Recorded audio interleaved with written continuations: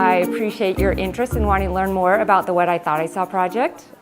I'm looking forward to sharing with you what I've learned from working on this project over the last 6 to 7 years while working on it with my collaborators, another writer and 2 photographers. I'm Peta Owens-Liston. I'm one of the founders of the What I Thought I Saw project.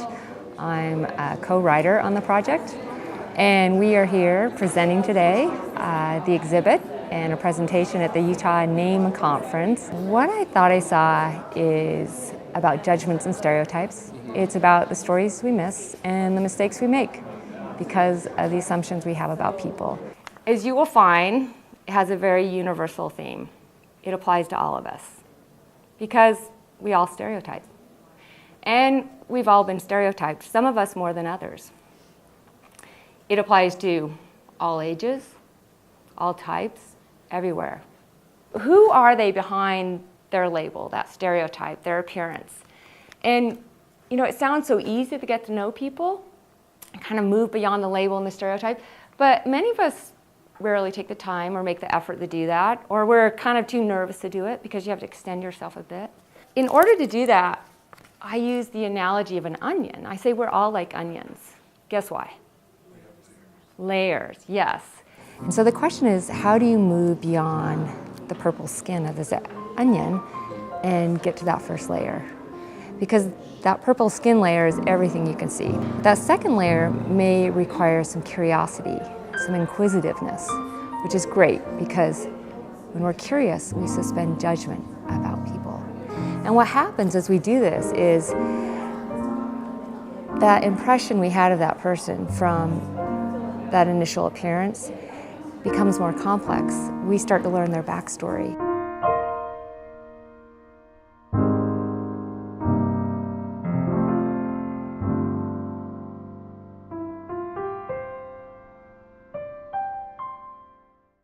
If you met Alonzo on the street and you started a conversation with him, you would probably get a pretty strong impression, trying to pinpoint who Alonzo is. You see, when Alonzo was 3, he suffered severe head trauma. At 12, he was institutionalized.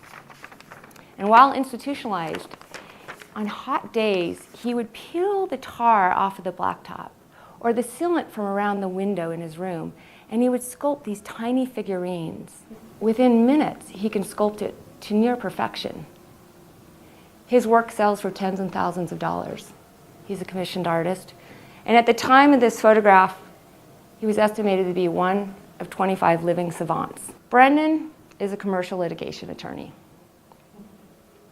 He works for a high-powered conservative law firm in Phoenix, Arizona. He's also invested more than $20,000 in a piece of artwork that will not outlive him. At first glance, we may think student, teacher, but there's more to that person besides just being a teacher or a student. And once you really grasp that, you begin to gain a broader understanding of not only what that person is doing and what that person is contributing, but you see them as a human. Every time we said one of these labels, we followed it with 2 words. Instead of saying illegal, we said illegal human being, or convict human being. I want people to walk away being more self-aware about their own biases and stereotypes, and more likely to humanize that stranger. If you humanize them, if you give them a backstory, suddenly they're brothers and mothers and fathers and sons. One thing I offer audiences, particularly kids, is to catch yourself labeling, to peel the onion of those around you, and to dare to be yourself. So thank you very much. I appreciate you being here today.